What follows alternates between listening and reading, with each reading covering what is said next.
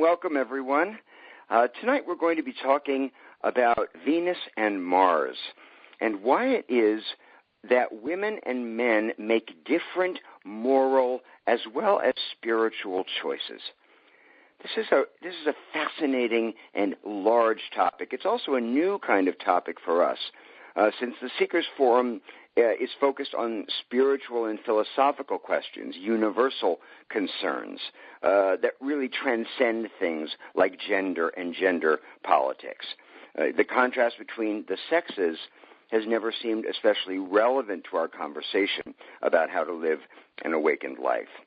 And yet, as I discovered while I was researching my book, Ethical Wisdom, as much as we would like to imagine that sex and gender have no bearing on the inner life or how we approach matters that are essential to the wisdom path, this is simply not the case. What we do know from a growing body of psychological as well as sociological studies is that Venus and Mars, while sharing many commonalities, actually differ very sharply on matters involving empathy, relationship, as well as what we consider to be right and wrong.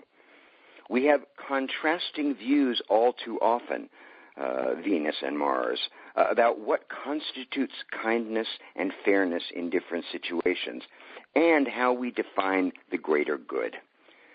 Now, these are vast generalizations, of course. They're full of exceptions and sliding scales. There are men who are more drawn to what might be called a feminine perspective, and women who gravitate more towards values that are considered traditionally male. And our intention here is not to split humanity in two or create some sort of false duality, not at all, since we all contain elements of both sexes. However, we do need to look at the fact that physical differences do play a significant part in how individuals view the world and the values that they bring to bear on their moral and their spiritual lives.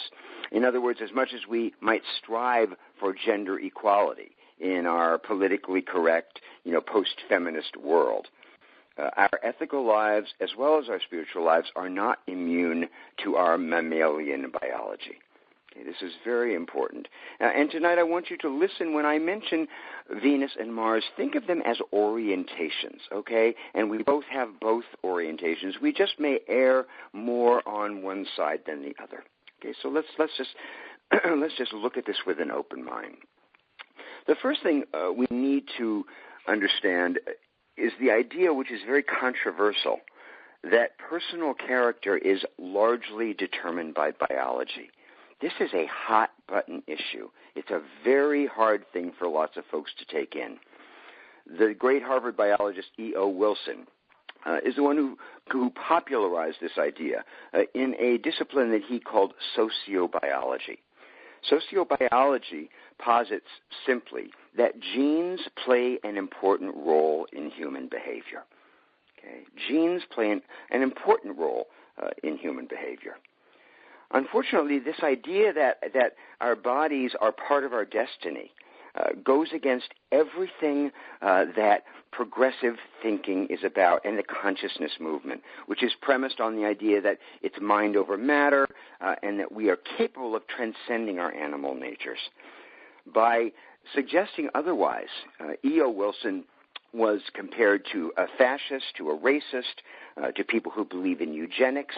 There was a huge backlash against this very simple idea that gender and sex and the physical body are part of our destiny.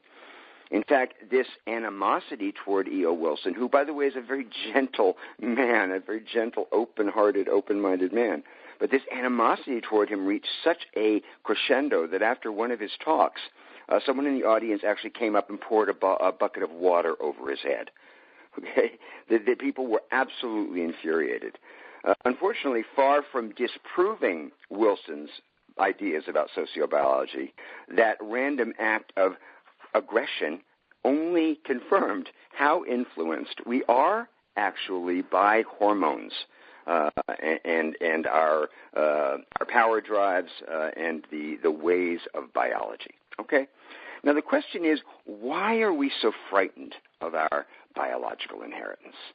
Why is it so offensive to admit the limitations and the particularities of our own vehicle, of our own gender? And that's what Wilson wanted to understand. Why is there something wrong with us playing roles if those roles are empathic and connected to raising the fitness of the group? And isn't it a wasted opportunity not to understand our biological differences when they impact our choices and our behavior and how we view ourselves in relation to the rest of the world? Isn't that a wasted opportunity? These are fair and important questions to ask. And however averse we may be to the notion that nature is as important as nurture, we need to look at the facts. And a great place to start looking at the facts and looking at sex as a metaphor for the way we approach our lives is by looking at sex itself. Okay? Our sexual apparatus determines much more than we realize about our emotional lives and our ethical and our spiritual proclivities. For instance, just consider the numbers. Let's look at the numbers. Okay. There's an extreme contrast between the basic sex cells of men and women. A human egg is 85,000 times larger than a human sperm. Okay, think about that a moment. 85,000 times bigger. Not only that, but a woman produces only about 400 eggs during her entire lifetime, of which only about 20 or so can actually become viable babies. Compare this to the sexual inheritance of men, who release in the neighborhood of 100 million sperm every time they have sex. Okay? So men produce 100 million sperm every time they have sex. Women produce 400 eggs in their entire lifetime. And what this means, as E.O. Wilson put it, is that, quote, if a man were given total freedom to act, he could theoretically inseminate thousands of women in his lifetime, while women must protect their precious few children. Okay? Therefore, as he says, it pays males to be aggressive, hasty, fickle, and undiscriminating, and for females to be coy and to hold back until they can identify the males with the best genes. Now, this throws a whole new light on infidelity, on betrayal, on trust, and on care. Not that men aren't caring, but that women are wired for connection. They're wired for sustenance and for solidarity in ways that men are not. Okay? And that's why they exercise what's known as the ethic of care as a general rule over the ethic of justice, which is considered more of a male tendency. Once again, this isn't to say that there aren't nurturing men and unmaternal women. These are just principles that we are considering in understanding ourselves and how we operate. It's funny that female humans are relative prudes compared to our ape cousins. Did you know that chimpanzees, during their 36-day cycles, a female chimp spends about 10 days a month copulating several dozen times a day with every male she can get her hands on, where human females are much choosier and tend toward monogamous behavior, while human males tend to be what's known as moderately polygynous, or in today's parlance, monogamish, and the males tend to initiate most of the changes in sexual partnership. 3/4 of the human societies on this planet permit the taking of multiple wives and actually encourage it by law and by custom, whereas a woman's marriage to multiple husbands is sanctioned in fewer than 1% of societies. So these numbers start to give us a sense of what we are working with in the dance between the sexes and in the way we make moral choices in our lives. Okay? It's no wonder that 50% of marriages end in divorce and that love relationships are so complex, or that we see so much hypocrisy in our public servants and our religious organizations. Folks who say one thing with their idealistic selves, but do another with their clay feet. And these are, most of the time, men. Now, in a couple of months, we're going to be looking more deeply into the question of emotion and how, even though we like to think we're reasonable people, our moral and ethical behavior is far more determined by emotion than we want to admit. But for now, it's enough to remember that this animal, this physical self, with its passions and proclivities and sexual orientations, largely holds sway. And that our differing bodies hold very important information that can help us in our own awakening. For example, because women's bodies have 7 times more oxytocin than men's, oxytocin is the love molecule, females commit more readily and easily than men do. While males tend to focus on autonomy, females emphasize relationship. That's because women need to be more selective about choosing partners, because they're the ones who must care for the young. It's men who get to have the commitment issues. Women can't often afford that luxury. It's interesting also that psychologists have proven that men tend to react more aversively to physical, sexual infidelity, whereas women are more thrown by emotional jealousy. That's because emotional jealousy can lead to desertion. And for a man, before there was DNA testing, he could never be sure about a child's paternity, and he ran the risk of supporting another man's offspring if his female mate was sexually unfaithful. Okay, so there are these biological reasons for why we make emotional choices are so fascinating and really take the onus off a lot of the judgment that we have about why we react in these irrational emotional ways that we do. Now, that's not to say that women are okay being cheated on or that men are fine when they're emotionally displaced. Just that women do tend to focus on threats of abandonment, while ape-headed males, territorial, possessive males, are fixated more on the violation of the female body. Okay, so when we look at someone like Othello, who's driven to murderous jealousy over a dropped handkerchief, this overreaction, this chest-pounding male response, makes more sense. It makes biological sense. That's not to excuse our behavior. It's simply to understand its origins. Okay. Now, it wasn't until the women's liberation movement came along that our understanding of emotional connection and ethical choices began to change, when the female side of things began to be investigated. That's because, like all other parts of the social fabric, studies in morality and psychology had been dominated by men and men's concerns and how to keep men in power. Fortunately, this started to change in the mid-1970s when Carol Gilligan, who was a brilliant feminist psychologist, came along and really turned this patriarchal thinking on its head. What Gilligan did is introduce this revolutionary idea that care and kindness have as much to do with ethical wisdom as fairness and justice do. Let me just repeat that. Care and kindness have as much to do with ethical wisdom as fairness and justice do. This feminine perspective was so much more revolutionary than it sounds today. Because until Gilligan came along, the party line had been that being good depended mostly on rules and laws and the long arm of justice. This male-tilted emphasis focused much, much more on autonomy than on relationship, and much more on what's wrong with us than what's right. The emphasis on rules and punishment implied that the first concern of morality was to rein in human selfishness and brutality, rather than to enhance love. Okay, it was the law of the jungle, the male way. But Gilligan completely disagreed with this formulation.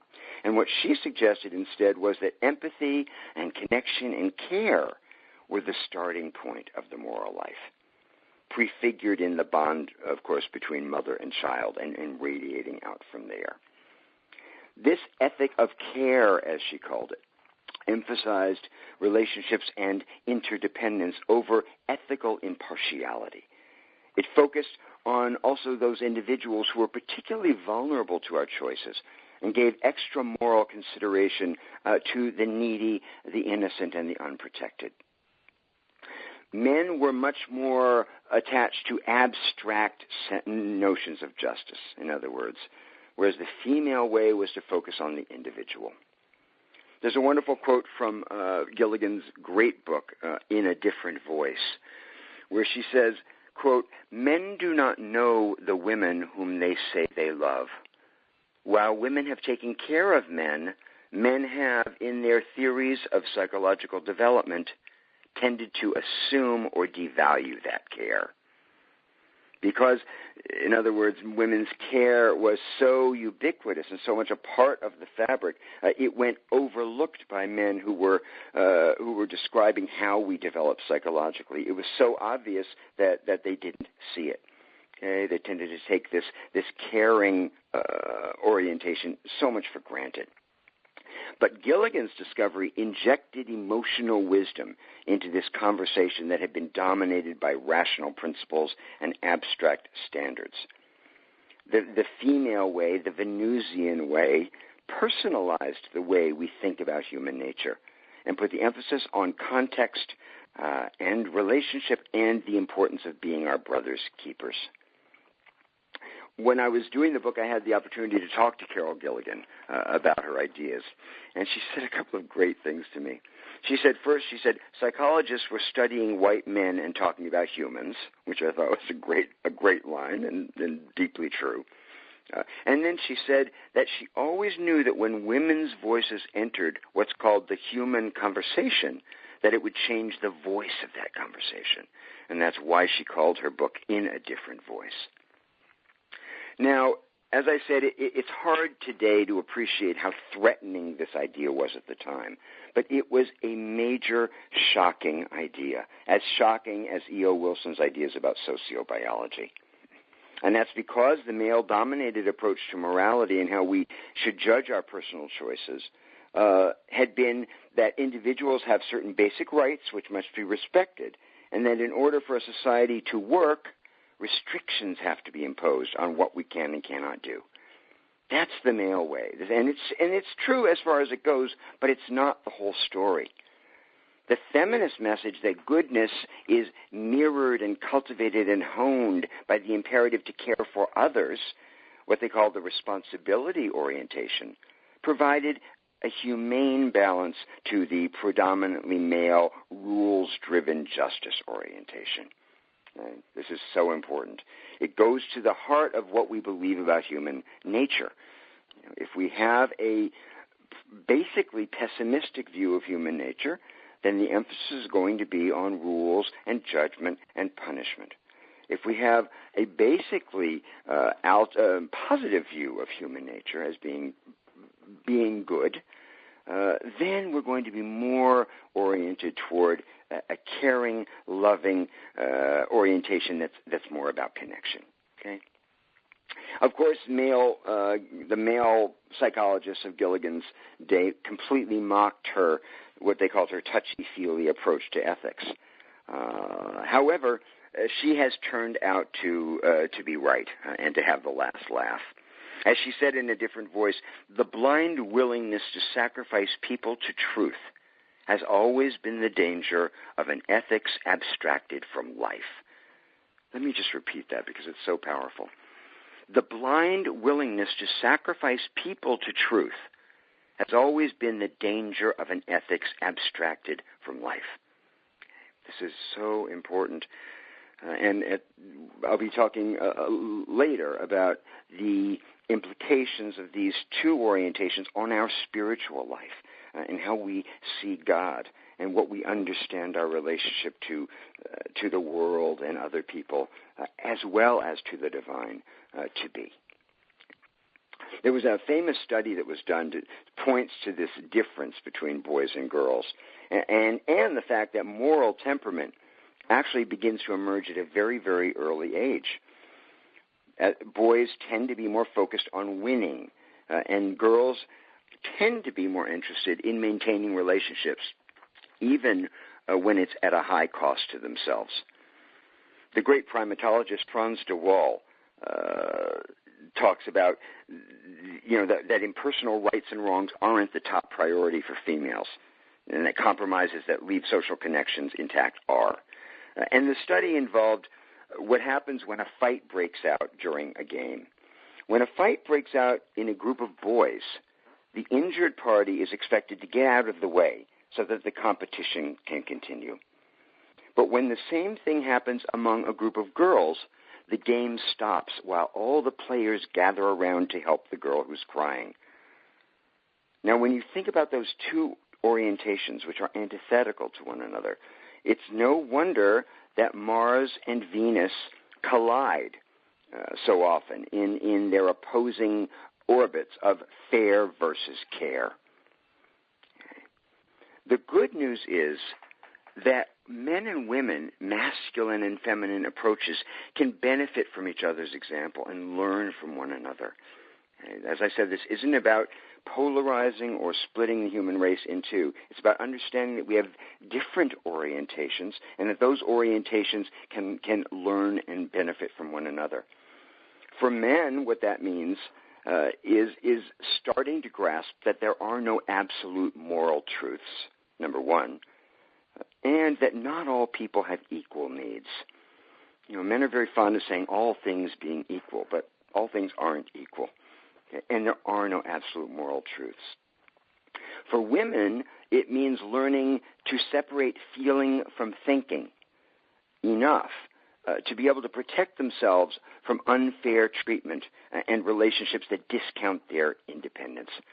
Because a woman's biological nature is to connect, to stay connected, to preserve, to nurture, and all of those wonderful things. The shadow side of that tendency can be becoming a doormat, can be putting up with unjust treatment, and putting others generally before themselves. So think about your own life. Are you aware of where your own stresses fall in this regard? How often do you, for instance, sacrifice friendships on principle? Are you a person for whom winning is everything? How willing are you to negotiate to achieve a win-win resolution? Are you someone who obeys a monolithic belief in truth, capital T? Or are you okay with flexible case-by-case truths, lowercase t, that take in the individual and the particularities of the example of the given situation? Ask yourself, are you someone who would rather be right or happy? Do you find yourself saying it's nothing personal a little too often? That's a very good question to ask. Or are you the type of person who takes things too personally and lacks objectivity when you need it? Either of those exaggerations causes suffering. Okay, when we believe that things aren't personal and that nothing is personal, we treat people like objects and we allow ourselves to be treated like objects. When we take everything personally, we have no objectivity and we can't actually be compassionate because we're always putting ourselves first. Ask yourself, are you a follower when you should be leading? Or are you someone who needs to be in charge even when you don't know what you're doing? If you've ever seen a man and woman in the car driving together, you see this dynamic play out very, very often, and it's funny. Are you someone who tends to be loyal to your group, whether it's a team, a company, a nation, or a faith, even when they're in the wrong? As we found, remember the don't snitch policy that was happening with gang members? You know, are you someone who puts loyalty and protection of the other before what's right? Or are you willing to speak truth to power, even when it means standing alone and outside the in-group's popular ethic?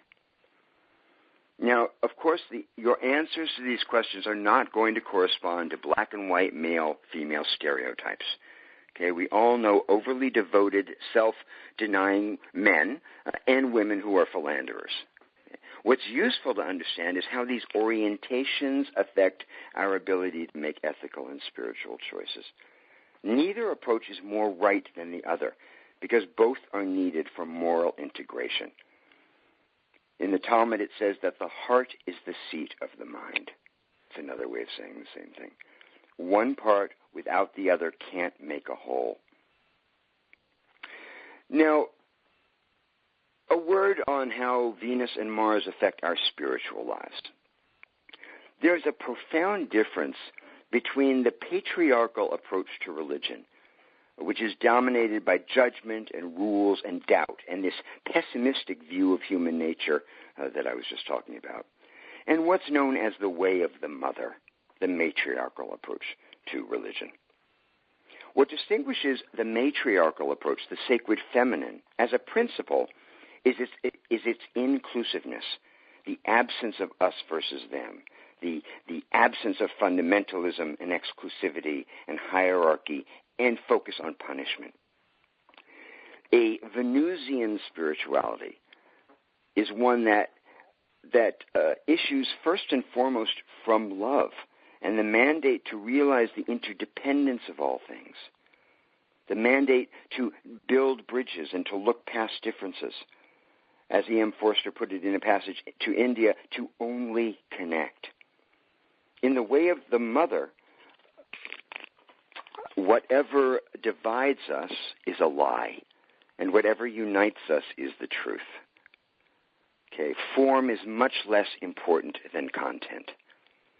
And this is diametrically opposed to patriarchal religion, as you know, which focuses on form and ideology, on fidelity to your faith, and on obedience as the path to spiritual freedom. I remember as a little kid just sitting in temple and hearing the rabbi talk about a jealous and angry God, and knowing, even at that very young age, that it was men who made this up, not women. Now, I'm not idealizing women. I'm not idealizing the Venusian way.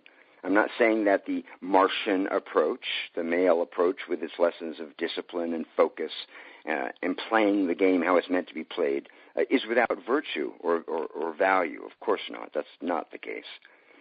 But in a culture that's saturated in patriarchy, like ours, where the image of God the Mother is almost entirely absent from our spiritual conversation, it really is vitally important that the sacred feminine be returned to her place at the center of an enlightened global spirituality. This will help us to heal the divisions that are causing so much terror in the world, and also to save the planet by acknowledging that we are not and never were its masters. Indeed, the future of our planet, at the end of the day, is the most urgent of all the reasons to question how Venus and Mars differ in their choice-making, and to self-correct in the direction of love and the feminine. The God of justice has had a long and a bloody reign, and we're still fighting to the death over who's right. It's time now to lay our need to be right and in our defending our ideas about justice, which actually change from culture to culture and circumstance to circumstances, to lay down this need to be right and balance it out with the need to be human, to have empathy, to be flexible and open and receptive, to stop the game every once in a while to take care of the player who's wounded, regardless of who broke the rules. Can you imagine what a difference that would make in our lives and in our world? The great sage and scholar Sri Aurobindo put it this way. He said, "If the future is to exist, it will wear a crown of feminine design." A crown of feminine design. That doesn't mean that women will necessarily rule the world. What it does mean is that by bringing this expansive, receptive, Venusian approach to community, to worship, and to relationship to the planet, by bringing that approach, it will balance out what we have today, which is all about competition and all about the letter of the law, and all about mastering this earth. Okay. Andre Malraux, the poet, had a different way of saying the same thing. He said, the 21st century will be mystical or not at all. And in this context, mystical is actually a code word for feminine, for the way of the mother. because what mystics are, after all, are folks who are attuned to the secret connections of all things, to the beautiful oneness of all being. Okay? That's what mysticism is about. That's what the feminine view is about. And this is what we can learn from Venus in a world that is so dominated by Mars. So that's what I wanted to say to you tonight about the difference between the sexes and our gender orientations to ethics and to spirituality. It's a very, very big topic. It's a lot of information. Just let it set and take what's interesting and what you don't agree with. Please let me know. I'd love to continue having this conversation. It's an ongoing dialogue. And as I was saying, it really is not about being right. It's about being human. It's about remaining connected.